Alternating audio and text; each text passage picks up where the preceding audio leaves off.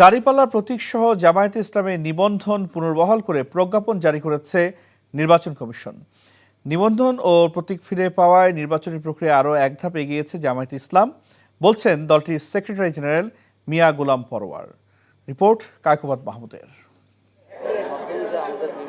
জামায়াতে ইসলামীর নিবন্ধন ও প্রতীক পুনর্বহাল নিয়ে নির্বাচন কমিশনের প্রজ্ঞাপন জারির পর দলটি তাদের কেন্দ্রীয় কার্যালয়ে সংবাদ সম্মেলনের আয়োজন করে। নিবন্ধন ফিরে পাওয়ায় দেশবাসীসহ সংশ্লিষ্ট সকলকে ধন্যবাদ জানায় জামায়াতে ইসলামী।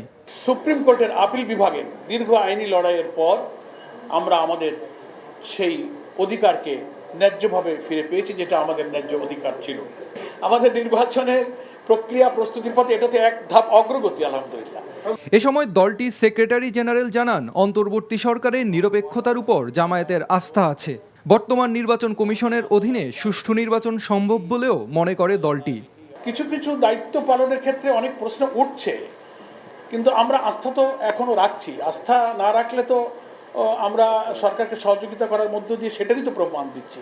এখনো আস্থা রাখছি, তবে সরকার প্রধান এবং ইলেকশন কমিশনকে জাতির আকাঙ্ক্ষা অনুযায়ী আমরা বলবো যে আপনারা বহু রক্তের বিনিময়ে অর্জিত নতুন বাংলাদেশ গড়ার স্বপ্ন যেন বৃথা না যায়। এর আগে নির্বাচন কমিশন এ নিয়ে প্রজ্ঞাপন জারি করে।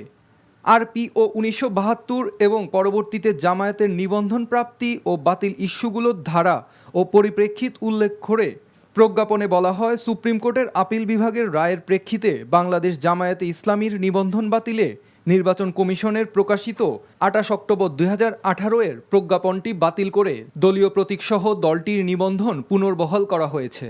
আওয়ামী লীগ সরকারের আমলে হাইকোর্টের এক রিটের আদেশে 2013 সালে রাজনৈতিক দল হিসেবে জামায়াতের নিবন্ধন অবৈধ ঘোষণার পর নির্বাচন কমিশন তা বাতিল করেছিল। Kaikobad Mahmud, NTV news, Dhaka. Bundle থাকলে প্রতি সেনমানিতে টাকা বাঁচবে। বিকাশ সেনমানি বান্ডেল কিনে জিতুন প্রতি লেনদেনে।